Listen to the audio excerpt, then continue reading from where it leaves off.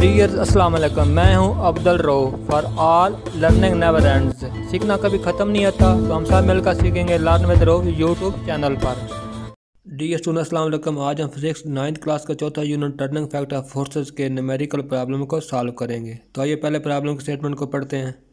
Find the resultant of the following forces 10 newton along x axis, 6 newton along y axis and 4 newton along negative x axis.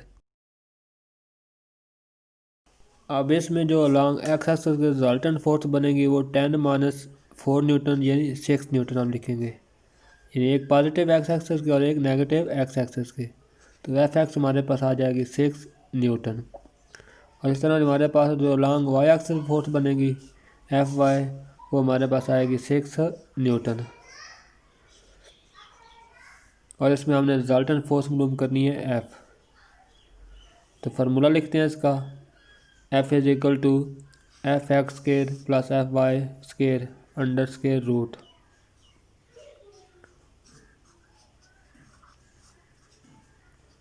Value दर्ज करें इसके अंदर। F X की value 6 है और F y की value भी 6 ही है। दोनों का स्केयर लें तो 36 प्लस 36 आएगा। प्लस करें तो ये 72 बनता है। 72 का अगर स्केयर रूट हम हल करें तो तकरीबन ये बनता है हमारे पास 8.5 न्यूटन। उसके बाद इसकी रिडक्शन फाइंड करने के लिए formula theta is equal to tan inverse F y over F x. इसके अंदर वैल्यूज पुट करें।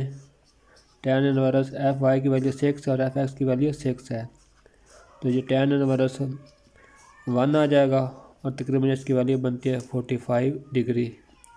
तो ये 45 डिग्री जो एंगल बनेगा ये लॉन्ग एक्स एक्सिस के बनेगा।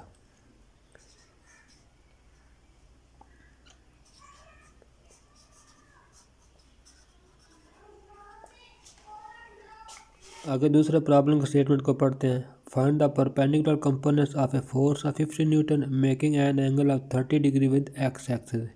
यानी एक फोर्स एफ दी गई, उसके हमने अमूदी ज़ादी उफ़ की और हॉरिजॉन्टल कंपोनेंट्स फाइंड करने हैं। तो आइए डाटा लिखते हैं। एफ़ की वैल्यू हमारे पास दी गई है 50 न्यूटन, जबकि जो एंगल दिया गया वो theta is equal to 30 degree.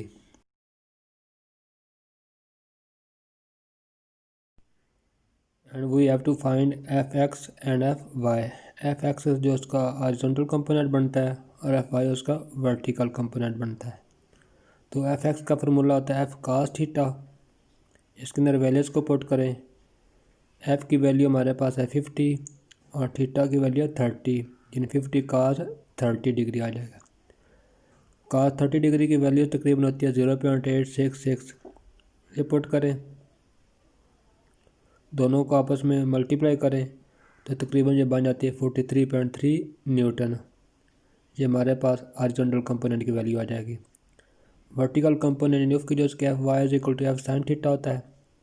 इसके अंदर वैल्यूज पुट करें। एफ़ की वैल्यू है 50 and sine 30 degree. Sine 30 degree value तकरीबन होती है 0.5। तो 50 को मल्टीप्लाई कर लें 0.5 से, इन दोनों को मल्टीप्लाई करें तो ये बन जाएगा 25 न्यूटन। तो इस तरह हमने रिक्वायर्ड जो मतलूबा कंपोनेंट्स हैं यानी एफ एक्स की वैल्यू और एफ वाई की वैल्यू फाइंड कर लिया। आगे तीसरे प्रॉब्लम के स्टेटमेंट को पढ़ते हैं। Find the magnitude and direction of a force if its X component is 12 newton and Y component is 5 newton. तो इसमें जो हमें डाटा दिया गया वो लिखते हैं। एफ एक्स की वैल्यू जो हमारे पास है वो है 12 न्यूटन, यानी ये हमारे पास उसका हॉरिजॉन्टल कंपोनेंट। और एफ वाई की वैल्यू हमारे पास है 5 न्यूटन, ये उसका वर्टिकल कंपोनेंट है। तो जो इसमें हमने वैल्यूज़ फाइंड करनी है, एफ़ की एक magnitude force F and direction in theta की वैल्यू फाइंड करनी है। तो मैग्नीट्यूड ऑफ फोर्स फाइंड करने फार्मूला हमारे पास F is equal to F x square plus F y square under square root. यानी एफ एक्स का मुरब्बा और एफ वाई के मुरब्बे को जदर के अंदर लिख लें। वैल्यूज दर्ज करें। एफ एक्स की वैल्यू 12 है और एफ वाई की वैल्यू 5 है। तो 12 का स्केयर निकालें तो जो 144 बनता है और 5 का 25, दोनों को ऐड कर लें तो 169। ये स्केयर रूट को सॉल्व करें तो 30 बनता है 30 न्यूटन। यानी मैग्नीट्यूड की वैल्यू जो आ जाएगी वो 30 न्यूटन है। थीटा की value tan inverse F y यानी vertical component divided by horizontal component F x. तो एफ वाई की वैल्यू हमारे पास है 5 और एफ एक्स की वैल्यू हमारे पास है 12। तो इसको सॉल्व करें तो हमारे पास ये आंसर आ जाता है 22.6 डिग्री विद एक्स एक्सिस। अगर चौथे प्रॉब्लम स्टेटमेंट को पढ़ते हैं, a force of 100 newton is applied perpendicularly on a spanner at a distance of 10 centimetre from a nut, find the torque produced by the force. यानी इसमें force दी गई 100 Newton जो कि हम लगाते हैं एक स्पैनर पे जो कि 10 सेंटीमीटर नट के फासले पर है, तो हमने टॉर्क की वैल्यू फाइंड करनी है। तो एफ़ की वैल्यू हमारे पास 100 न्यूटन और जो एंगल बना थीटा हुआ है 90 डिग्री, क्योंकि परपेंडिकुलरली अप्लाई कर रहे हैं। और जो डिस्टेंस एल की वैल्यू है वो है 10 सेंटीमीटर। अब इसमें सेंटीमीटर का मीटर में कन्वर्ट करेंगे तो 10 को हम डिवाइड करेंगे 100 पे, तो ये तकरीबन बनता है 0.1 मीटर। तो इसमें हमने वैल्यू फाइंड करनी है टार्क की, यानी इसको टार्क की लामत से ज़ाहिर करते हैं। फार्मूला हमारे पास यहाँ पे लगेगा tau is equal to F L sine theta. इसके अंदर वैल्यूज़ को पुट करें। एफ़ की वैल्यू हमारे पास है 100, एल की वैल्यू हमारे पास 0.1 और साइन थीटा यानी साइन 90 डिग्री। 100 मल्टीप्लाई 0.1 के नीचे उसको डेसिमल पॉइंट ख़त्म करते नीचे 10 लिख लें और साइन 90 की वैल्यू होती है 1। तो इसको मुसार करें तो ये 10 और साथ यूनिट आर का न्यूटन मीटर। पांचवें प्रॉब्लम स्टेटमेंट है, a force is acting on a body making an angle of 30 degree with the horizontal. The horizontal component of the force is 20 Newton, find the force. तो इस problem के अंदर हमें जो values दी गई हैं हॉरिजॉन्टल कंपोनेंट एफ एक्स की दी गई और एंगल थीटा की वैल्यू दी गई, तो हमने फोर्स एफ की वैल्यू फाइंड करनी है। तो डाटा लिखते हैं, F x is equal to 20 newton और theta is equal to 30 degree and we have to find the value of F. F की वैल्यू फाइंड करनी है, तो इसका फॉर्मूला यहाँ पे लगेगा F x is equal to F cos theta. Values को पुट करें। एफ एक्स की वैल्यू है हमारे पास 20, एफ़ की वैल्यू फाइंड करनी है काज थीटा यानी 30 degree. 20 is equal to F cos 30 degree की वैल्यू होती है 0.866, तो 0.866 से उस तरफ जाकर डिवाइड हो जाएगा, तो F is equal to 20 divided by 0.866, इसको डिवाइड कर लें तो ये हमारे पास वैल्यू आ जाएगी 23.1 न्यूटन। तकरीबन ये वैल्यू बनती है। आगे छठे प्रॉब्लम स्टेटमेंट को पढ़ते हैं। The steering of A car has a radius of 16 centimetre, find the torque produced bye couple of 50 Newton. अब इसमें हमने टॉर्क की वैल्यू फाइंड करनी है, वो टॉर्क जो कपल की वजह से कार के स्टीयरिंग पर जो फोर्स लगती है उस कपल की वजह से जो टॉर्क पैदा होता है। तो डाटा लिखते हैं, आर की वैल्यू हमारे पास 60 सेंटीमीटर है, इसको मीटर में कन्वर्ट कर लें 16 डिवाइडेड बाई 100, तो ये आ जाएगा 0.16 मीटर। और एफ़ की वैल्यू हमारे पास है 50 newton and we have to find the value of torque. Torque की वैल्यू फाइंड करनी है, इसको टार्क की लामत से तैयार करते हैं। अब इसमें कार का जो स्टीयरिंग है वो दायरवी शक्ल में होता है, तो इसका जो रेडियस है वो आर और उसका डायमीटर निकालेंगे तो D is equal to R बन जाएगा। यानी कार का जो स्टीयरिंग दायरवी शक्ल में होता है इसलिए उसका डायमीटर 2r आएगा। तो यहाँ पे जो टार का फार्मूला लगेगा वो टा इज इक्वल टू एफ ज़रबे 2r।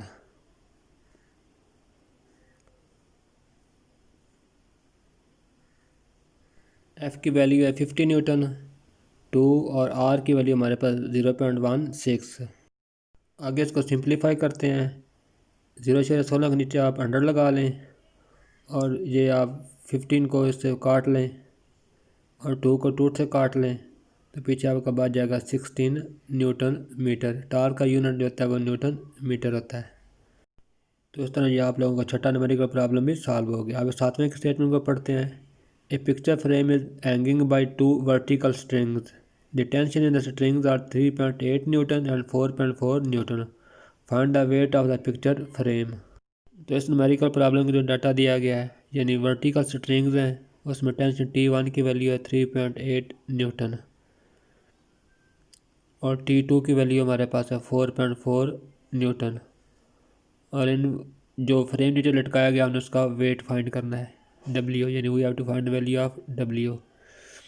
अब यहाँ पे इक्विलिब्रियम की फर्स्ट कंडीशन लगेगी, यानी टोटल फोर्स का जो सम होता है मजमू होता है वो 0 होता है, sigma F is equal to 0।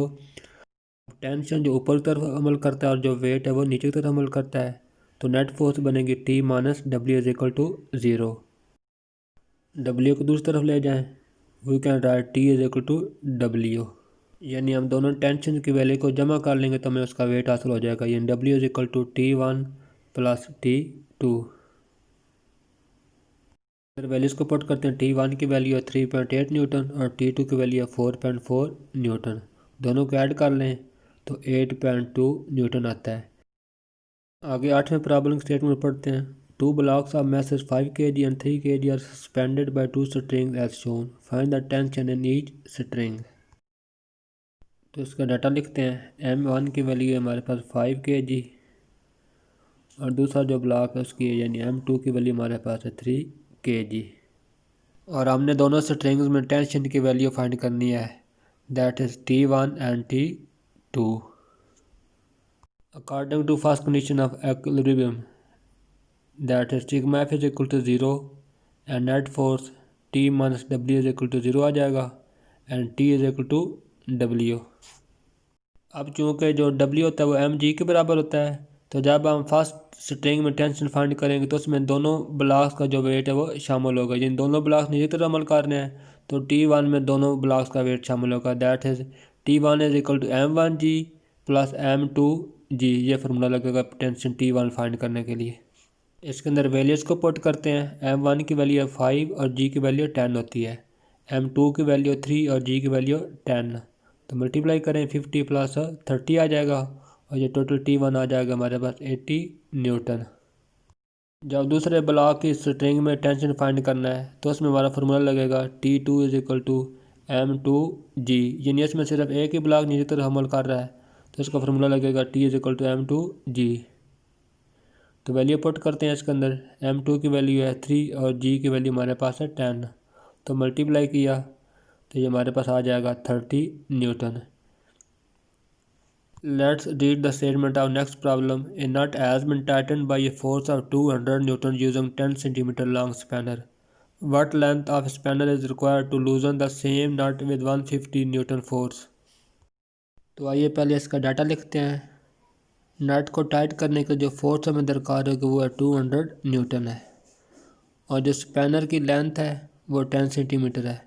अब सेंटीमीटर को मीटर में कन्वर्ट करते हैं तो इसको 100 पे डिवाइड कर लें तो ये हमारे पास आ जाएगा 0.1 मीटर। और आगे हमें स्पैनर कितनी लेंथ चाहिए तो उसके लिए जो फोर्स दी गई है हमारे पास वो F2 हमारे पास है 150 न्यूटन और हमने L2 की वैल्यू फाइंड करनी है, यानी length of spanner is required to loosen the same nut with 150 newton force. इसमें पहले हम टॉर्क की वैल्यू फाइंड करेंगे, यानी फोर्स 1 के लिए और L1 के लिए। तो टॉर्क हमारे पास आ जाएगा F1 मल्टीप्लाई बाई L1। अब हमारे पास F1 की वैल्यू भी मौजूद है और L1 की वैल्यू मौजूद है, तो दोनों वैल्यूज़ को पुट करते हैं। F1 की वैल्यू है 200 और L1 की वैल्यू है 0.1 मीटर। दोनों वैल्यू को पुट करने के बाद सिंप्लीफाई करेंगे तो ये आ जाएगा 20 न्यूटन मीटर। आगे हम फोर्स 2 के लिए L2 की वैल्यू फाइंड करेंगे, तो इसमें हमारे पास टॉर्क पहले से मौजूद है तो torque is equal to F2 multiply by L2 formula लग जाएगा। और जहाँ पे दो वैल्यूज़ पुट करते हैं, टॉर्क की वैल्यू हमारे पास है 20 न्यूटन मीटर जो भी हमने निकाली है, F2 की वैल्यू हमारे पास है 150 न्यूटन और L2 की वैल्यू हमने फाइंड करनी है। तो L2 को दूसरी तरफ ले जाएं और 150 की वैल्यू जो है 20 को डिवाइड कर देगी, that is L2 is equal 20/150। तो इसको सिंप्लीफाई करते हैं तो ये हमारे पास तकरीबन बनता है 0.130 मीटर। और मीटर को कन्वर्ट करना सेंटीमीटर में तो इसको 100 से मल्टीप्लाई करते हैं तो रिक्वायर्ड आंसर हमारे पास आ जाएगा 30.3 सेंटीमीटर। आइए अब इस यूनिट के लास्ट प्रॉब्लम की स्टेटमेंट को पढ़ते हैं। A block of mass 10 kg is suspended at a distance of 20 centimetre from the centre of uniform bar 1 metre long. What force is required to balance it at its center of gravity by applying the force at the other end of the bar? अब इस problem में जो data दिया गया उसके मुताबिक बार की length 1 metre है और एक ब्लॉक जिसका मैस 10 kg वो बार के सेंटर यानी पॉइंट ओ से 20 सेंटीमीटर दैट है 0.2 मीटर के फासले पर वाक़ है। और इस तरह जहाँ पर फोर्स या दूसरे मैस का वेट अमल करेगा वो पॉइंट बी है जो कि centre of gravity point O से हाफ यानी 0.5 मीटर के फासले पर है और हमने W2 की वैल्यू फाइंड करनी है।